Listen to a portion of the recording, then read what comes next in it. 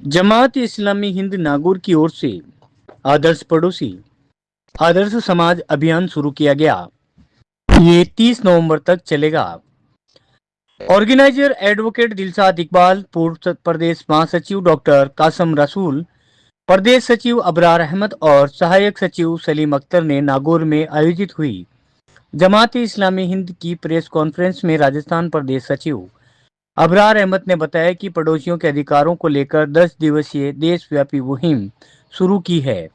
इसमें पड़ोसियों के प्रति अच्छे व्यवहार और सद्भावना की भावना को फिर से जगाना और सामुदायिक संबंधों को मजबूत करना शामिल है। ऑर्गेनाइजर एडवोकेट दिलशाद इकबाल ने बताया कि इस्लाम में पड़ोसियों के अधिकारों को बड़ा महत्व देता है और इसे एक सामंजस्यपूर्ण समाज की आधारशिला मानता है। इस मुहिम का मकसद आपसी हमदर्दी, सहयोग, साफ सफाई और ट्रैफिक डिसिप्लिन को बढ़ावा देना है। हमें उम्मीद है ये मुहिम न सिर्फ पड़ोसियों के बीच के झगड़े सुलझाएगी, बल्कि दया और सामाजिक जिम्मेदारी जैसे इस्लामी मूल्यों का एक मजबूत सबूत भी बनेगी। पूर्व प्रदेश महासचिव डॉक्टर कासम रसूल ने बताया कि इस अभियान के तहत सभी धर्मों के पड़ोसियों के साथ वार्ता, चाय सभाएं, महिलाओं और युवाओं के लिए समारोह, मोहल्लों में सफाई मुहिम, रास्तों के अधिकारों पर जागरूकता रैलियां सहित सांस्कृतिक प्रतियोगिताओं का आयोजन भी होगा। आज की इस प्रेस कॉन्फ्रेंस के जनाब अबरार अहमद साहब, जो कि प्रदेश सचिव है जमात इस्लामी हिंद राजस्थान के, प्रिय पत्रकार बंधुओं, आपका आज की इस प्रेस कॉन्फ्रेंस में को धन्यवाद अर्पित करते हैं कि आप यहाँ पर आपने शिरकत की, आप मौजूद रहे, जो कि पड़ोसियों के अधिकार पर है। इसका जो मेन टॉपिक है, मेन थीम है, वो ये है कि इस्लामी ने जो ये अभियान छेड़ा है आदर्श पड़ोस आदर्श समाज, पड़ोसियों के अधिकार पर, तो इसके पीछे एक मकसद ये भी है होता है। तो जमात पड़ोस को लेकर के हैं कि पड़ोस में इतना गुम हो गए लोग कि अपने पड़ोसियों को तो क्या, घर वालों को भी भूलते हुए जा रहे हैं। तो हो ये जमात इस्लामी ने इस बात की जरूरत महसूस करी कि हमें जो जुल के रहे और अपने पड़ोसियों के अधिकार भी जाने। जमात इस्लामी हिंद ऐसा माशरा जहां दरवाजों से पहले दिल खुलते हो लोगों के, दीवारों से ज्यादा जो है लोगों इस तरह का समाज बनाना चाहती है। और ये 21 नवंबर से शुरू हो गई है मुहिम, ये अभियान, और 30 नवंबर तक ये चलेगा। तो इस्लामी हिंद की जानिब से इस वक्त जो मौजूदा हिंदुस्तान लेवल पर एक मुहिम मनाने का फैसला किया, और उस मुहिम का जो उन्वान है आदर्श पड़ोस और आदर्श समाज। इस मुहिम से मुतालिक जो व्यवहार जो हमारा साथियों के साथ में, पड़ोसियों के साथ में, जो हमारे रिश्तेदार हैं या हमारे बगल में रह रहे हैं या पड़ोस में रह रहे हैं, जो समाज बिखरता चला जा रहा है, एक दूसरे का ख्याल नहीं है, सारे हुकूक जो पामाल हो रहे हैं, उन तमाम चीजों को वाजे किया जाए। क्योंकि जो भी शख्स है जो पड़ोस में रह रहा है उसका भी आपके ऊपर हक है, जो आपका रिश्तेदार है उसका भी आपके ऊपर हक है, जो आपके करीब रह रहा है उसका भी हक है, जो दूर रह रहा है उसका भी हक है। यहां तक कि चंद मिनट के लिए भी आप किसी के साथ में चल रहे हैं तो उसका भी आपके ऊपर हक है कि आप जो उसके साथ में चल रहे हैं उसके साथ में आपका व्यवहार क्या होना चाहिए। इसके लिए जमात इस्लामी जो जो जराए हो सकते हैं उस जराए को अपना करके, और ये कुरान और हदीस में जो पड़ोसियों के हुकूक, अधिकार जो बयान किए गए हैं उसको वाजे करने की मुहिम छेड़ी हुई है। उसके लिए वो कुरान में क्या अधिकार है, हदीस में क्या अधिकार है, ये बयान करने के लिए उसने मैगजीन के अंदर भी अपनी बातों को वाज़ेह किया है। फोल्डर के जरिए से भी लोगों को तक पहुंचाने के लिए फोल्डर तैयार किए हैं, पोस्टर भी उन्होंने तैयार किए हैं, यूट्यूब के जरिए से भी उसको पहुंचाने के लिए कोशिश की है, वो क्लिप्स वगैरह बना करके भी उसको पहुंचाया जा रहा है।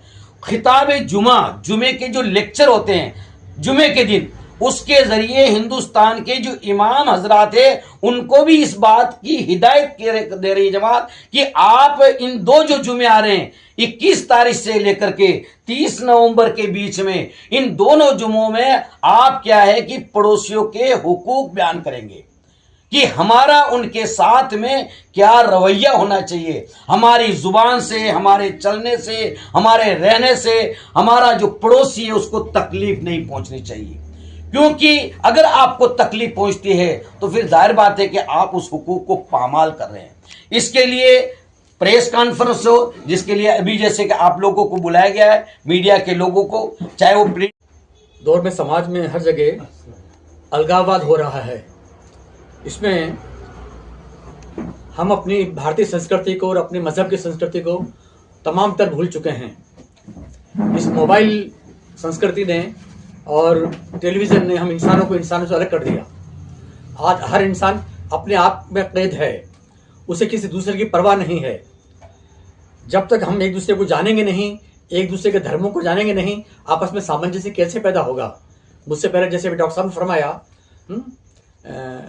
प्रभु कहता है, ईश्वर कहता है, फरमान खुदा का कि तुम में बेहतरीन शख्स वो है जो दूसरे को, लोगों को फ़ायदा पहुंचाए। फ़ायदा कब पहुंचाएंगे? जब आपस में कनेक्ट होंगे।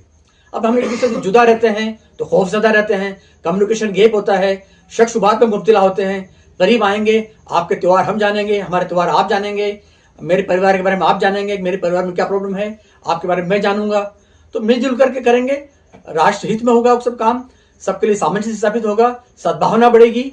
और मैं समझता हूं कि जो ये पाश्चात्य देश जो हैं, ये जिस तरीके से उन्होंने हिंदुस्तान पे हुकूमत की है और शैतानियाँ की है, उन्होंने जाते जाते आखिर में हम पे इतने डोरे डाल के गए कि हम लोग एक दूसरे से जुदा हो गए। पाश्चात्य सभ्यता को छोड़ करके हमें अपने, देखिए सबसे बड़ी बात यह है कि एक मुसलमान जहां अपने कुरान से अलग हो गया, ईश्वरीय आदेश से अलग हो गया, और मेरे हिंदू भाई बरादरान वतन जो है वो अपने पुराण को नहीं पढ़ रहे हैं, उपनिषदों को नहीं पढ़ रहे हैं, है ना, अपनी किताब वेदों को नहीं पढ़ रहे हैं। अगर वो उनसे अवगत हो जाएं तो तमाम तर पुराणों में, किताबों में वही शिक्षाएं हैं, द सेम, एक ही शिक्षा है, लेकिन हम चल नहीं रहे हैं उस पर। जब तक हम अमली तौर पर कुछ नहीं करेंगे, अमल से जिंदगी बनती है, जन्नत भी जहन्नुम भी। ये पुतला अपनी फितरत में ना नूरी है ना नारी है। ये आदमी अपने आप में कुछ नहीं है कि स्वर्ग में जाएगा या जहन्नुम में जाएगा, जैसे वो कर्म करेगा। कृष्ण रामचंद्र जी कहा ना, जैसे कर्म करेगा वैसे फल देगा भगवान। इस दुनिया का सृष्टि रचयिता भगवान, प्रभु, पालनहार, परमेश्वर एक ही है। अगर दो होते तो दुनिया का निजाम दरहम बरहम हो जाता, लेकिन हम हैं कि उसको खानों में बांट दिया, उसको अलग अलग नामों में बांट दिया। हम एक ईश्वर के मानने वाले बने, उसी से मदद चाहें, उसी की आराधना करें और उसकी प्रजा पर हम एहसान करें, उसकी प्रजा को हम कृतज्ञता से देखें, उस पर एहसान करके हम उसको अपना बनाएं, वास्तविक तौर पे, दिखावे के तौर पे नहीं, है ना। बस यही कुछ में रहने का जो पहले मामला हुआ करता था, प्यार मोहब्बत, आपस में प्रेम सद्भाव, एक दूसरे के घरों के अंदर जो है उनके दुख तकलीफें परेशानियों उनको दूर करने के लिए हम कितना आगे बढ़ करके प्रेम से जो रहा करते थे, एक दूसरे की परेशानियों को दूर किया करते थे। लेकिन इसके अंदर अब कमी आ रही है। हम हमारे देश के अंदर भी देखते हैं और हमारे देश के बाहर भी हम देखते हैं, हमारे मोहल्ले और हमारे कॉलोनी है, हमारे आसपास भी हम देखते हैं कि आज हम पड़ोस से जो है अनजाने होते जा रहे हैं, उनकी परेशानी और उनके सुख दुख से दूर होते जा रहे हैं।